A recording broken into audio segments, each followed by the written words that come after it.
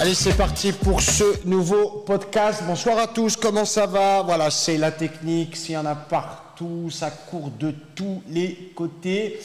On se débrouille, comme dirait l'autre, on se débrouille. Bonsoir à tous ceux qui sont sur YouTube, ça me fait énormément plaisir de vous voir encore ce soir pour l'épisode numéro 4 de ce podcast Money Show. La vérité, rien que la vérité, dites je le jure. Je jure votre honneur, évidemment, on va dire que la vérité ce soir, c'est évident. Une nouvelle caméra qu'on est en train d'installer. Tiens, regarde là, je me déplace. Non, mais non, mais non. Ah, regarde, hop là, t'as vu? C'est génial. On est en train de s'équiper de matériel avec de l'intelligence artificielle extraordinaire. Merci Alain. Alain, c'est notre régisseur. C'est celui qui sait nous dire si on est bien, on n'est pas bien. Vous êtes en train d'arriver au fur et à mesure. Envoyez bien, s'il vous plaît, partagez cette émission, qu'elle puisse se développer. On est bâché par YouTube, on le sait, qui nous aime pas parce qu'il y a le sérail qui est en train de mettre le veto sur. On s'en fout, on va parler entre nous des risques du trading et surtout, je vais vous apporter des solutions de façon à ce que vous puissiez les minimiser. Alors, s'il vous plaît, un petit like, un pouce vers le haut et puis, oui, abonnez-vous, comme on dit, et puis partagez l'émission, qu'on puisse avancer. Ça va, les traders, ça va bien? Il y a du monde ce soir? Oui, ça commence à venir au fur et à mesure. On commence maintenant, les absents verront l'émission en replay, et puis c'est tout, point barre. Ça me fait plaisir, en tout cas, de revenir encore une fois ce soir, vous parler des risques du trading. D'abord, on va parler de ceux qui sont faciles à comprendre. On va les énumérer, puis on va trouver des choses faciles. Alors, le trading comporte bien sûr certains risques, il est important de les comprendre avant de s'engager dans l'activité. Trading, qu'est-ce qu'on appelle trading? Négocier. Négocier, c'est quoi? Acheter et vendre. C'est le truc le plus basique de la Terre, tu le fais tous les jours. Sauf que quand tu le fais pour vendre ta bagnole, t'es fort, et quand tu le fais sur les marchés, tu te pètes la gueule. C'est qu'il y a un problème quelque part. On va en parler, c'est évident.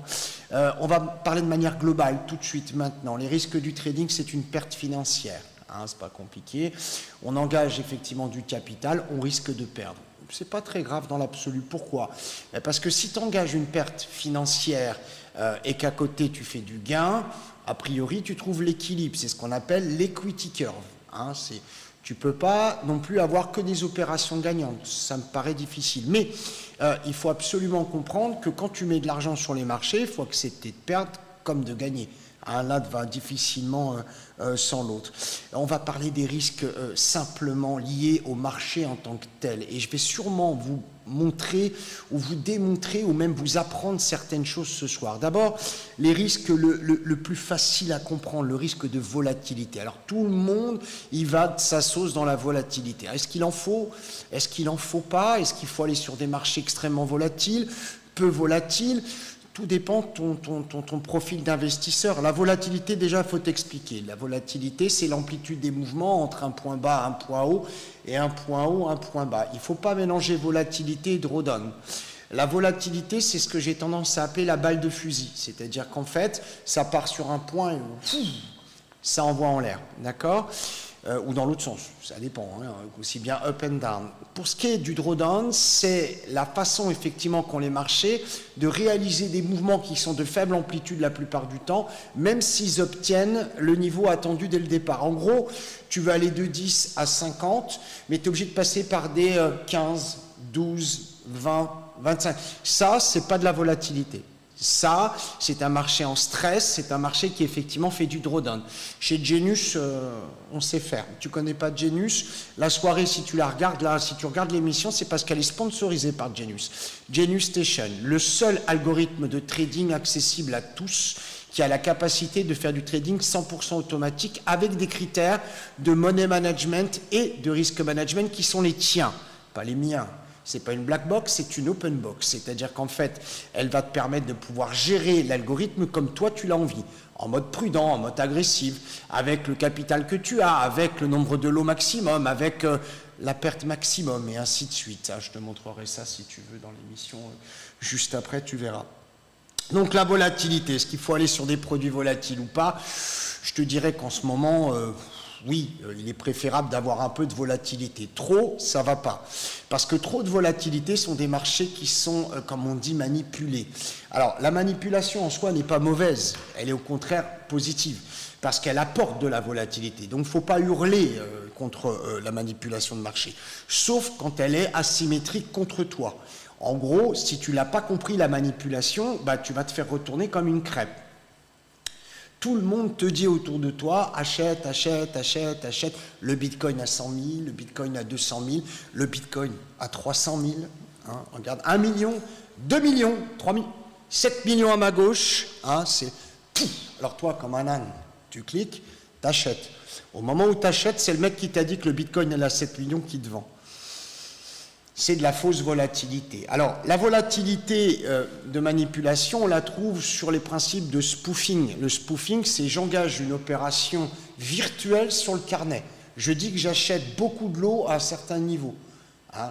Puis quand le marché monte et qu'il rapproche le niveau dans lequel je suis inscrit dans le carnet, je dégage mon ordre. J'ai le droit. Tant que mon ordre est en working, je peux faire ce que je veux. Je le modifie, je l'allège, je le renforce, je le supprime, je fais ce que je veux. Quand je suis exécuté, c'est différent. Pour vous faire sourire, si vous êtes engagé sur le DAX, par exemple ce matin, le FDXM, on avait une ligne à 64 lots. Il faut savoir que le lot average en moyenne sur le DOM du DAX, c'est entre 15, 20, on est déjà dans des gros niveaux, hein. 5, 10, 15, quand tu as 5, 10, 15 lots en face du prix, tu sais que tu es bien. C'est important de le savoir. Parce que si tu es sur un carnet qui est en infériorité classique et normale de nombre de lots, ça veut dire qu'il va se passer quelque chose. Ah bah, tu as un lot average qui passe, et on peut arrêter le bruit s'il te plaît là-haut, tu as un lot average qui passe de 10, un lot average, en fait, on prend la totalité du ligne du carnet, tu as souvent droit à avoir 10, tu les prends toutes, tu divises, et puis tu tombes sur un lot average. C'est très con comme calcul, mais c'est hyper intéressant. Tu rentres sur un marché dans lequel d'habitude tu es entre 10 et 15 de lot average, tu te retrouves avec un lot average à 3, si tu rentres dans le marché, tu es le seul con à être rentré. Hein. Excuse-moi d'être vulgaire, mais là, je ne peux pas faire autrement. Si jamais ton lot average passe de 15 à 75, c'est qu'il y a une couille dans le potage. Ah, il y en a un qui est en train de siphonner le machin, il y a un truc qui ne va pas. Donc, en fait, il t'aspire, il essaye de te montrer qu'on monte, donc toi, comme un con, t'achètes, c'est évident. Et l'autre, de l'autre côté, quand ça se rapproche de son prix liquide, le marché se retourne, tu te fais avoir et tu es tapé SL. Je vais t'en parler, tu vas voir, il y a des choses très intéressantes là-dessus. Donc, le spoofing chez Genius, on sait le détecter, je te l'ai déjà montré. On a un indicateur, on est les seuls dans le monde à l'avoir. Les seuls dans le monde à avoir cet indicateur de spoofing detector, c'est nous qui l'avons. Et on a effectivement le signal comme quoi quelqu'un est en train de spoofer le marché. N'hésitez pas à réagir dans le chat et à dire comment vous minimisez le risque sur le marché financier. Donc quand il y a un spoof, c'est danger. Quand il y a un spoof, effectivement, danger, on ne va pas se mettre dans le spoof, hein, c'est hors de question. Donc la volatilité intéressante, mais prudence, il faut qu'elle soit cartésienne, c'est-à-dire que si elle est irrationnelle, c'est quelqu'un qui essaye de te faire croire quelque chose et tu vas tomber dans le panneau. Fais gaffe, hein, c'est important, c'est évident. La liquidité, bah, c'est le fameux, effectivement, nombre de lots. Si jamais tu rentres, toi, avec un nombre de lots trop important, tu ne seras jamais exécuté sur le marché, ou tu peux être exécuté sur plusieurs lignes. Alors, à ce stade de l'émission, il y a peut-être des gens qui disent « où je suis ». Le mec est en train de parler en mandarin, hein, et en verlan en plus, on ne comprend rien. Ne t'inquiète pas, tout va s'expliquer. Je te donne des termes techniques, c'est important de les savoir. Maintenant, je pourrais te faire du comme ils font, hein, sur YouTube. Hein. Il y en a, il est en train de faire la méthode miracle. Hein, ils en ont tous une par jour. Je préfère te dire les choses. Ça s'appelle un lot, quand tu rentres sur une opération. Ça s'appelle du spoofing, ça s'appelle le DOM, ça s'appelle... tu vois, il faut dire les choses bien. La liquidité, si tu n'as personne en face de toi, quand tu vas vouloir acheter, bah, tu n'auras pas de vendeur, et quand tu vas vouloir vendre, tu n'auras pas d'acheteur. Alors, c'est vrai qu'il y a des produits où tu trouves toujours de la compensation. Alors, la compensation, c'est effectivement trouver la contrepartie. Mort de rire. La plupart de ces produits, malheureusement, sont des produits de brokers. C'est-à-dire que le broker t'a emmené, alors ils ne sont pas tous comme ça, il y a des brokers qui sont bien, effectivement, logés, sont des gens qui sont honnêtes, mais il y en a certains qui, malheureusement, t'emmènent sur leur propre marché. Hein. Le mec appelle ça le FRA quelque chose, il t'emmène sur un cas qui n'existe pas, qui est chez lui, et tu as toujours de la contrepartie, parce que comme ton ordre n'est pas exposé sur le marché, toi tu le crois, mais lui en fait il exécute avec son stock, donc de toute façon tu te feras manger, hein, ça c'est évident. Donc méfiance bien évidemment. Le risque de liquidité, de contrepartie, le risque de levier, ça il faut bien le comprendre, et là on va toucher une partie qui ne plaît pas la plupart du temps. Les gens qui sont sous-capitalisés, c'est-à-dire qu'être sous-capitalisé, ne pas disposer suffisamment de fonds pour gagner. C'est con, mais il y a ce qu'on appelle un break-even. Hein, tu as un niveau dans lequel tout ce qui est en dessous, tu perds. Tout ce qui est au-dessus, tu gagnes.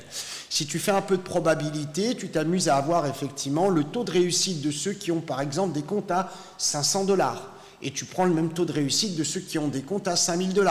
Tu prends des taux de réussite de ceux qui ont 50 000 $ et tu prends les taux de réussite de ceux qui ont 100 000 $. Plus tu montes et plus la réussite est importante. Ah, moi, j'ai des abonnés hein, qui ont plus de 100 000 $ sur les marchés. Les mecs, ils t'enquillent 2005, 5000. Je le dis tout fort.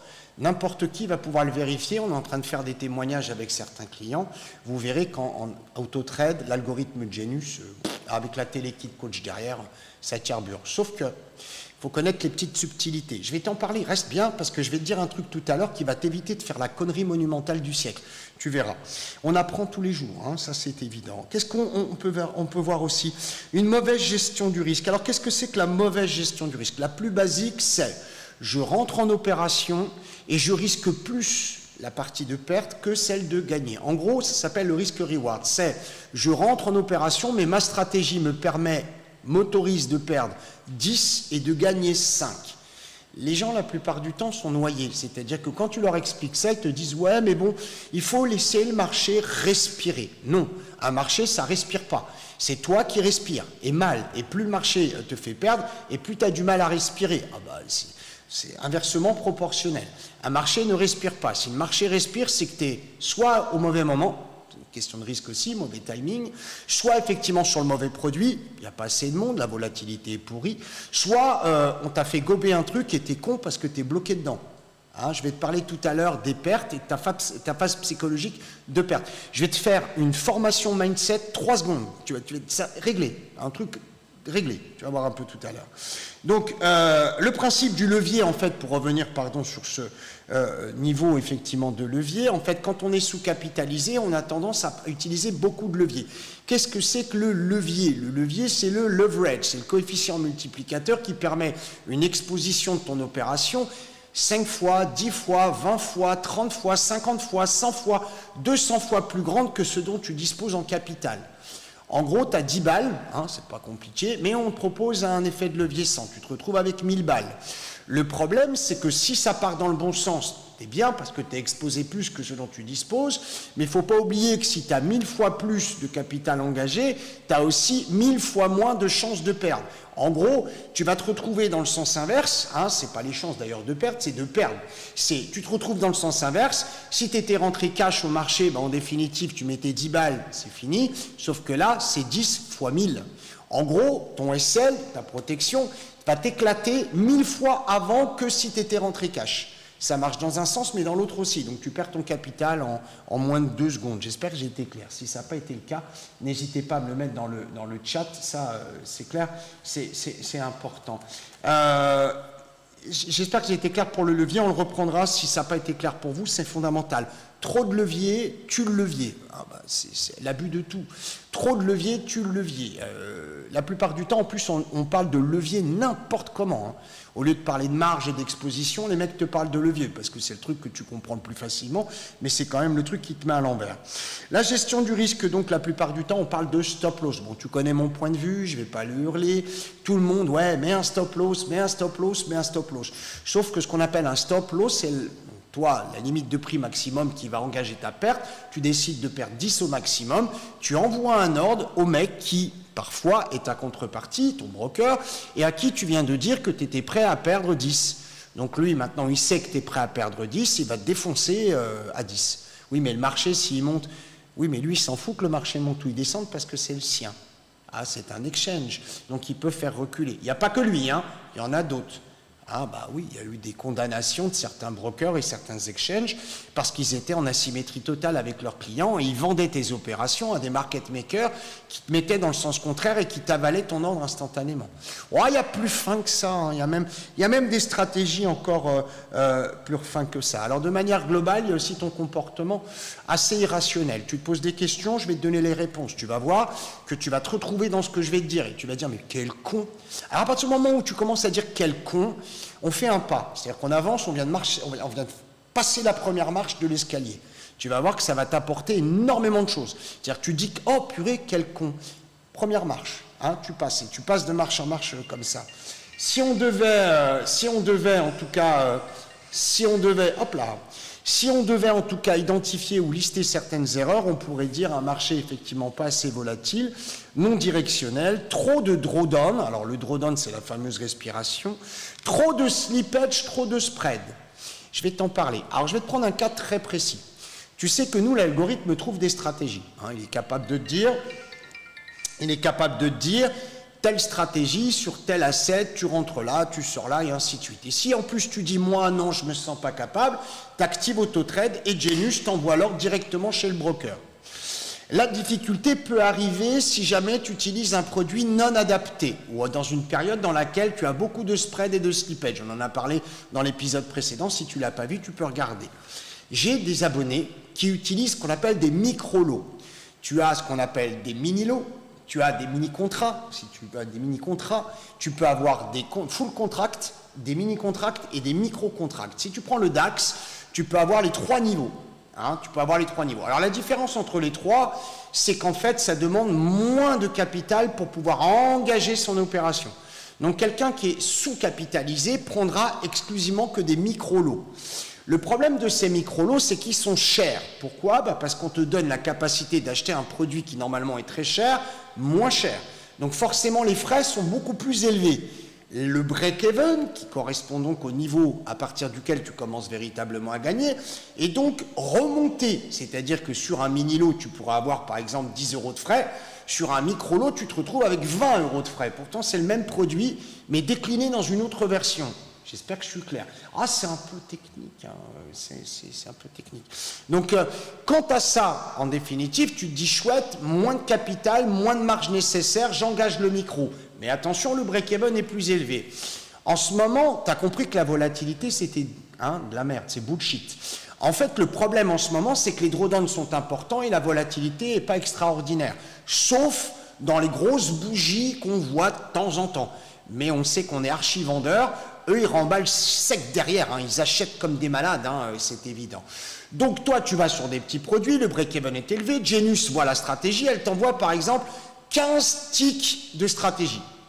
15 ticks de stratégie, en gros, ça te fait monter entre 13 200 et 13 215, en gros, hein, pour t'imaginer le truc. Toi, tu rentres en micro, le problème, c'est que ton break-even, lui, a déjà dépassé l'entendement, c'est-à-dire qu'il est au-delà des 25% nécessaires pour manger un peu, pour croquer sur l'opération. Comme il est variable compte tenu de la volatilité, tu te fais manger. C'est-à-dire qu'il y a des gens qui rentrent en automatique sur des micro-lots qui ne gagnent jamais. Parce qu'en fait, ils sont sur des opérations trop serrées. Donc, ce qui veut dire qu'il faut détecter qu'il n'y a pas assez de jus et trop de spread et trop de slippage pour pouvoir gagner. Ça, c'est une gestion du risque cohérente. Savoir calculer son break-even avant même d'opérer, étape numéro 1. Et ensuite, pouvoir jauger le marché, c'est-à-dire comprendre ce que le marché peut te donner. Et en ce moment, quand tu prends entre 6 et 10 points, tu es content, hein, tu sautes en l'air et tout, c'est génial. Là, c'est compliqué. Pourquoi? Parce qu'on est vendeurs puissants et qui retiennent le marché avec des opérations spoofées. Ah bah là, il y avait 580 lots à un moment sur le SP500. Pour t'expliquer, le mec avalait le quart de tous les lots du book, hein, des 10 premières lignes du book. C'est impressionnant. C'était un énorme qui voulait pousser le marché côté acheteur, qui empêchait le marché de descendre. Bien évidemment, ils peuvent faire ce qu'ils veulent. Au bout d'un moment, le naturel revient au galop, le marché est tombé. Mais on manquait de quasi-certitude. Qu'est-ce que je peux vous dire aussi? Alors, Spread, slippage, break-even, tu rajoutes tes flat fees. Hein. Spread, slippage, spread, différent entre bid et ask. Les mecs qui crient, ouais, il n'y a pas de frais. Oh, arrête tes conneries, il y a une nuance quand même entre ton bid et ton ask, mais évidemment. Slippage, je clique, le temps que ça arrive chez le broker et qu'il t'exécute, c'est le délai. Hein. Le délai est fondamental. Si tu n'es pas exécuté de manière instantanée, ça vaut cacahuète. Ça, c'est plus que certain. Et tu rajoutes ton flat fee, parce que bien évidemment, tu as toujours un petit flat fee. Surtout si sur des produits cash, comme les actions, ou sur les futurs, là tu te prends un petit flat fee en plus du reste. Il n'y a pas de, sache que c'est important ça, il n'y a pas de slippage ou très très peu quand tu rentres sur un ordre dit limite, en OSO par exemple, dans lequel tu te retrouves avec des opérations qui sont envoyées à l'avance sur un prix. Là, il y en a très peu. Mais si tu rentres market, moi j'ai vu rentrer market avec des slippages de 30, 40, 50. Quand tu as des grandes volatilités, tu ne peux plus rentrer market. Même maintenant, tu ne peux pas rentrer market. Il y a trop de différence entre le prix que tu veux et le prix qu'on te donne. C'est absolument énorme. Là, le break-even, c'est OK pour tout le monde. Ça roule. Ça vous plaît jusqu'à présent? On continue. J'ai des pages, je ne vais pas toutes te les lire, ça ne sert à rien. J'en ai absolument énorme. Je t'ai parlé de la sous-capitalisation. Il faut absolument que tu saches que si tu vas sur certains marchés, en étant sous-capitalisé, ça ne vaut rien. En gros, il faudra que tu aies beaucoup de volatilité pour pouvoir gagner un peu. Les produits intéressants, c'est la conjugaison entre de la volatilité, de la liquidité, de la marge, bien évidemment, et du levier. Ces produits-là, on les trouve qu'avec une compensation market, hein, on ne la retrouve pas avec une compensation exchange. Ce sont la plupart du temps des produits, il y a du FX, il faut reconnaître qu'il y a un peu de FX, mais le FX est intradable en ce moment.